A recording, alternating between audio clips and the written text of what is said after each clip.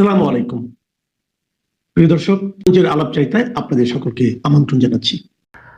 নমস্কার। খবরের অন্তরালের খবর নিয়ে ক্যালকাটা ডায়ালগস থেকে মনোজ দাস বলছি। বাংলাদেশে ফেব্রুয়ারির নির্বাচন নিয়ে দ্বন্দ্ব জোর কদমে শুরু হয়েছে বিভিন্ন রাজনৈতিক দল ও পরাশক্তির বিভিন্ন দেশের মধ্যে। আমেরিকা চাইছে দ্রুত নির্বাচন দিয়ে বিএনপিকে ক্ষমতায় বসাতে, যাতে বিএনপি বাংলাদেশে আমেরিকার স্বার্থ সুনিশ্চিত করতে পারে, এবং ইউনূসকে দিয়ে নির্বাচনের ঘোষণাও তাই করে দিয়েছে। অন্যদিকে চীন চায় না এই নির্বাচন হোক। তারা জামায়াতকে দিয়ে নির্বাচনের বিরোধিতা শুরু করে দিয়েছে। আর ভারত বলেছে আওয়ামী লীগকে বাদ দিয়ে নির্বাচন করা যাবে না। এনসিপি দল এই প্রশ্নে দুভাগ। এক ভাগ ফেব্রুয়ারিতে নির্বাচন চায়, তারা আমেরিকার সঙ্গে।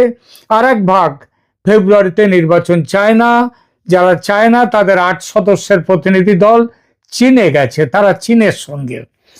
চীন সফরে আছেন দেশের সেনাপ্রধান। এদিকে এসসিও বৈঠকে যোগ দিতে ভারতের প্রধানমন্ত্রী জাপান ঘুরে চীনে যাচ্ছেন। জাপান চায় ইনক্লুসিভ ইলেকশন, অর্থাৎ সেখানে আওয়ামী লীগকেও সেখানে রাখতে। রুশ প্রেসিডেন্টও যাচ্ছেন চীনে। বাংলাদেশ নিয়ে পরাশক্তির লড়াই তাহলে জোরদার শুরু। এই পরিপ্রেক্ষিতে প্রশ্ন উঠছে, ফেব্রুয়ারির নির্বাচন কি হবে? আওয়ামী লীগের বা কি ভবিষ্যৎ? বাংলাদেশে ফেব্রুয়ারি 2026 নির্বাচনের প্রশ্নে আঞ্চলিক ও আন্তর্জাতিক পরাশক্তিদের মধ্যে তীব্র প্রতিদ্বন্দ্বিতা শুরু হয়েছে। এই প্রতিদ্বন্দ্বিতায় মূলত 4টি মূল পক্ষ: মার্কিন যুক্তরাষ্ট্র, চীন, ভারত এবং রাশিয়া। প্রতিটি দেশই বাংলাদেশের ভবিষ্যৎ নির্বাচনের মাধ্যমে নিজেদের কৌশলগত স্বার্থ সুরক্ষিত রাখতে চায়। আমেরিকা দ্রুত নির্বাচনের পক্ষে রয়েছে এবং চাইছে বিএনপি ক্ষমতায় আসুক। মার্কিন যুক্তরাষ্ট্র ইন্দো প্যাসিফিক কৌশলের অংশ হিসেবে চীনা প্রভাব মোকাবিলায় বাংলাদেশে আমেরিকার অবস্থান শক্তিশালী করতে চায়। চীন বাংলাদেশের বর্তমান রাজনৈতিক পরিস্থিতিতে নির্বাচন চায় না। পরিবর্তে চীন জামায়াতে ইসলামীকে সমর্থন দিয়ে, এনসিপির একটি গোষ্ঠীকে সমর্থন দিয়ে নির্বাচনের বিরোধিতায় নামিয়েছে। 2025 সালের জুলাই মাসে জামায়াতের আমির শফিকুর রহমানের নেতৃত্বে একটি প্রতিনিধি দল চীনে যায় এবং আগামী নির্বাচন নিয়ে আলোচনা করেছে। চীন এভাবে বাংলাদেশের বিভিন্ন রাজনৈতিক দলের সাথে সম্পৃক্ততা বাড়িয়ে নিজের প্রভাব বিস্তার করছে। ভারত স্পষ্ট করে জানিয়েছে যে আওয়ামী লীগকে বাদ দিয়ে নির্বাচন হলে সে নির্বাচন গ্রহণযোগ্য নয়। শেখ হাসিনার পতনের পর ভারত বাংলাদেশ সম্পর্কে উল্লেখযোগ্য অবনতি ঘটেছে। ভারতের অবস্থান হলো কোনো নির্দিষ্ট রাজনৈতিক দলকে সমর্থন না করলেও আওয়ামী লীগের মতো ধর্মনিরপেক্ষ শক্তির অংশগ্রহণ তার প্রথম পছন্দ। বাংলাদেশের নির্বাচনী পরিস্থিতি আঞ্চলিক ক্ষমতার ভারসাম্যে ব্যাপক প্রভাব ফেলবে। চীন আমেরিকা প্রতিদ্বন্দ্বিতায় বাংলাদেশ গুরুত্বপূর্ণ অবস্থানে রয়েছে এবং এই নির্বাচনের ফলাফল দক্ষিণ এশিয়ার ভূ রাজনীতিতে নতুন মাত্রা যোগ করবে। বর্তমান পরিস্থিতিতে বাংলাদেশে স্থিতিশীলতার চেয়ে অনিশ্চয়তা বেশি। আন্তর্জাতিক পরাশক্তিদের প্রতিদ্বন্দ্বিতা, অভ্যন্তরীণ রাজনৈতিক বিভাজন এবং সংস্কারের দাবি, এই সব কিছু মিলে বাংলাদেশের রাজনৈতিক ভবিষ্যৎ একদম জটিল হয়ে উঠেছে। আওয়ামী লীগকে নিষিদ্ধ করা হয়নি, তাদের কার্যক্রম নিষিদ্ধ হয়েছে, এটাই বলা হয়েছে। তাছাড়া দল হিসেবে আওয়ামী লীগকে বিচারের কাঠগড়াতেও তোলা হয়নি। দলের নেতাদের বিরুদ্ধে মামলা চলছে। এই পরিস্থিতিতে আওয়ামী লীগকে বাদ দিয়ে নির্বাচন করলে শেখ হাসিনার বিরুদ্ধে যে অস্বচ্ছ নির্বাচনের অভিযোগ উঠেছিল আগে, সেই একই অভিযোগ আরো বড় করে এবারও উঠবে। আওয়ামী লীগকে প্রতিদ্বন্দ্বিতার সুযোগ না দিলে ভারতও ফেব্রুয়ারিতে ভোটের বিরুদ্ধে যাবে, যেভাবেই হোক নির্বাচন আটকাবার চেষ্টা করবে। আওয়ামী লীগের কার্যক্রম নিষিদ্ধ হয়েছে সেটা ঠিক, কিন্তু দল তো নিষিদ্ধ দলের বিরুদ্ধে তো কোনো অভিযোগ নেই। এটি সত্য এবং দলের নেতাদের বিরুদ্ধে মামলা চলছে। পুরো দলকে বিচারের কাঠগড়ায় তোলা হয়নি। এই পরিস্থিতিতে আওয়ামী লীগকে প্রতিদ্বন্দ্বিতার সুযোগ না দিলে নির্বাচন আবারও অস্বচ্ছ ও একপাক্ষিক বলে আন্তর্জাতিকভাবে অভিযোগ উঠবে, যেমনটি শেখ হাসিনার নির্বাচনে উঠেছিল।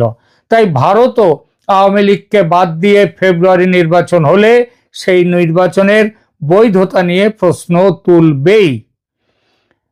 সুতরাং ফেব্রুয়ারির নির্বাচন আটকে যাওয়ার সম্ভাবনাটা কিন্তু খুবই বাস্তব। ভারতের কূটনৈতিক চাপ দেয়া শুরু করেছে। ভারত সাফ জানিয়েছে আওয়ামী লীগ ছাড়া নির্বাচন বাস্তবসম্মত নয়, তাই দলটির কার্যক্রম নিষিদ্ধ থাকলে ভারত সে নির্বাচন মেনে নেবে না। ভারত ছাড়া ইংল্যান্ড, জাপান, অস্ট্রেলিয়া এবং ইউরোপীয় দেশগুলোর কয়েকটা দেশও আওয়ামী লীগ দল ছাড়া অন্য দল ছাড়া ভোট যদি হয় সে ভোট মানবে না। আওয়ামী লীগ, বিএনপি, জামাত সবগুলো পক্ষের অংশগ্রহণ ছাড়া সত্যিকারের প্রতিদ্বন্দ্বিতা হবে না। হলে আন্দোলন, সহিংসতা আবার নতুন করে বাড়বে। নির্বাচন পিছিয়ে যেতে পারে। ভারতের বিরোধিতায়, আন্তর্জাতিক চাপে ও অভ্যন্তরীণ অস্থিরতার কারণে নির্বাচন স্থগিত হতেই পারে। খুবই সম্ভাবনা দেশি বিদেশি শক্তিগুলোর মধ্যস্থতায় নির্বাচন নিয়ে নতুন সংলাপ হতে পারে, যেখানে আওয়ামী লীগের কার্যক্রম পুনর্বহাল বা অংশগ্রহণ নিশ্চিত করার চেষ্টা হবে। বিরোধী দলসমূহের সরাসরি আন্দোলন, নির্বাচন কমিশন বা অন্তর্বর্তী সরকার চাপের মুখে রাজনৈতিক সমঝোতার হাত বাড়াতে পারে, না হলে দেশ অঙ্গচ্ছেদের মুখে পড়তে পারে। এই অঙ্গচ্ছেদটা কিভাবে হবে সেটাও বলছি।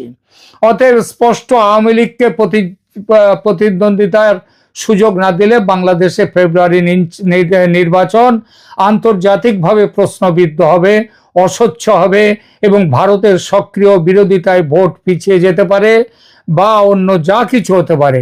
ভারত কিভাবে বাংলাদেশের নির্বাচন বন্ধ করতে পারে? ভারতের কাছে বাংলাদেশের নির্বাচন প্রভাবিত বা বাধাগ্রস্ত করার বিভিন্ন কার্যকর উপায় রয়েছে।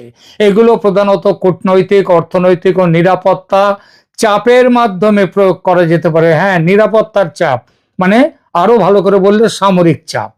অর্থনৈতিক চাপ, বাণিজ্যিক অস্ত্র এটা নিষেধাজ্ঞা ও পরিবহন বন্ধ। ভারত ইতিমধ্যেই সেসব কাজ শুরু করে দিয়েছে। ট্রান্সশিপমেন্ট ফ্যাসিলিটি বন্ধ করে দিয়েছে। মে মাসে ভারত $770 মিলিয়ন বাংলাদেশি পণ্যের আমদানি সীমিত করেছে, যা মোট আমদানির 42%। বাণিজ্য ভারসাম্যহীনতার অপব্যবহার।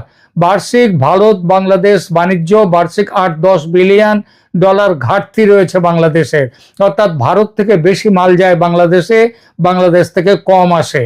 তো এই অসম নির্ভরতা ভারতকে কিন্তু রাজনৈতিক শক্তি দিয়েছে, অর্থনৈতিক অস্ত্র দিয়েছে, খুব শক্তিশালী অস্ত্র। এরপরে আরো বহু বিষয়, যেমন পানি সম্পদের উপর নিয়ন্ত্রণ, তিস্তা ও গঙ্গা চুক্তির সুবিধা, সেটা দিয়েও ভারত চাপ সৃষ্টি করতে পারে। ভারত বাংলাদেশের 54টি অভিন্ন নদীর উজানে অবস্থিত। এর ফলে পানি নিয়ন্ত্রণের ক্ষমতা রাখে। গঙ্গা পানি বন্টন চুক্তি 2026 সালে নবায়নের এটা রিনিউ করার কথা, এবং ভারত এই চুক্তি রিনিউ না করে বা কঠোর শর্ত আরোপ করে বাংলাদেশের ওপর চাপ সৃষ্টি করতে পারে। তিস্তা চুক্তি দীর্ঘদিন ঝুলে আছে এবং ভারত চাইলে এই বিষয়ে আরো কঠোর অবস্থান নিতে পারে। 2025 সালের মে মাস থেকে ভারতের সীমান্তরক্ষী বাহিনী প্রায় 2000-এর ওপর ব্যক্তিকে বাংলাদেশে ঠেলে পাঠিয়ে দিয়েছে। এই কৌশল বাংলাদেশের অভ্যন্তরীণ নিরাপত্তায় চাপ সৃষ্টি করতে পারে এবং রাজনৈতিক অস্থিরতা বাড়িয়ে দিতে পারে। ভারত ত্রিপুরার কৈলাসহর বিমান ঘাঁটি পুনরায় সক্রিয় করেছে এবং শিলিগুড়ি করিডোরের আশপাশে সামরিক মহড়া পূর্ণ উদ্যমে চালাচ্ছে। বাংলাদেশের লালমনিরহাট বিমান ঘাঁটি পুনরুজ্জীবনের বিরুদ্ধেও ভারত খুব শক্ত অবস্থান নিয়েছে। ভারত আওয়ামী লীগ ছাড়া নির্বাচনকে গ্রহণযোগ্য নয় বলে দাবি করেই দিয়েছে এর ফলে নির্বাচনের আন্তর্জাতিক স্বীকৃতি কিন্তু বাধাগ্রস্ত হবে। ভারত তার আঞ্চলিক প্রভাব ব্যবহার করে অন্যান্য দেশগুলিকেও নির্বাচন স্বীকার না করতে প্ররোচিত করতে পারে। ভারত একযোগে অর্থনৈতিক, পানি, সীমান্ত, কূটনৈতিক চাপ এবং সবশেষে সামরিক চাপও দিয়ে তারা বাংলাদেশকে তাদের নিজেদের রাস্তায় নিয়ে আসবার চেষ্টা করতেই পারে। তার কারণটা হচ্ছে ভারত বাংলাদেশ নিয়ে অনেক কষ্ট সহ্য করেছে, অনেক কিছু ত্যাগ করেছে, বিনিময়ে কিছুই পায়নি।